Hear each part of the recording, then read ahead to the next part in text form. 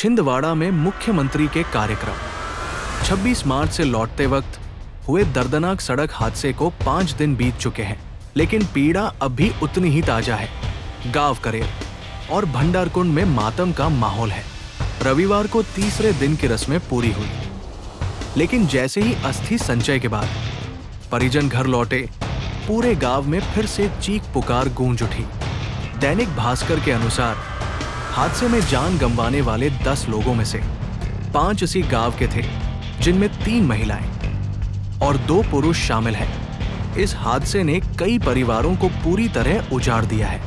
कहीं घर का सहारा छिन गया तो कहीं अकेले बुजुर्ग और बच्चे रह गए। जिन घरों में चूल्हा तक नहीं जला, वहां पड़ोसी सहारा बनकर खड़े हैं। हर आंगन में सिर्फ दर्द, सन्नाटा और अपनों के लौट आने की बेबस उम्मीद नजर आ रही है। छिंदवाड़ा के करेर और भंडारकुंड गांव में हादसे के 5 दिन बाद भी माहौल बेहद गमगीन है।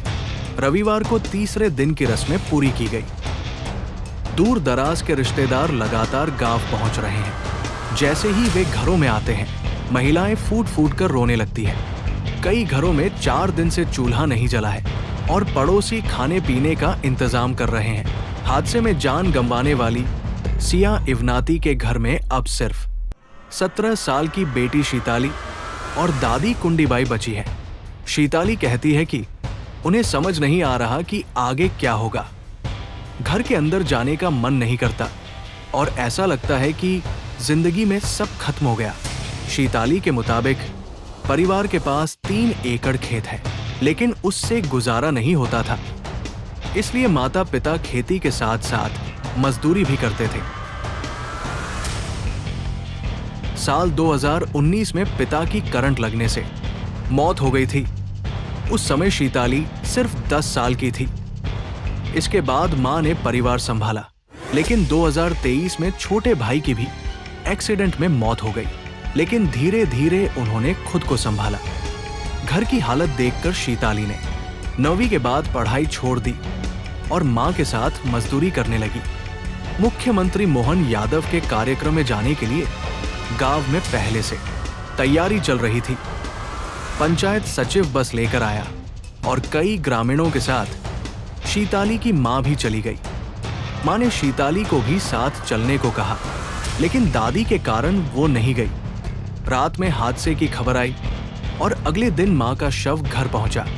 शीताली कहती है कि अभी मां को गए कुछ ही दिन हुए हैं, लेकिन घर के बाहर देखकर ऐसा लगता है कि वे अभी लौट आएंगी। गांव के अन्य मृतकों के घर भी आसपास ही है। यही हाल मृतक शकुन यादव के परिवार का है। वे आंगनवाड़ी सहायिका थी। पति की मौत हो चुकी है। 30 साल के बेटे राम भरोसे अविवाहित है। तीसरी मृतक भागवंती विश्वकर्मा सरकारी स्कूल में खाना बनाती थी। पिता दान सिंह खेती और बेटा ब्रिजलाल मजदूरी करते हैं। मृतक रामदास पराने और दौलत फरकाड़े के परिवार की आर्थिक स्थिति ठीक बताई जा रही है। जानकारी अगर ठीक लगी हो तो वीडियो को लाइक शेयर अवश्य करें और ऐसे ही लोकल और देश विदेश की जानकारी हमारे YouTube channel information for India को सब्सक्राइब करना ना भूलें।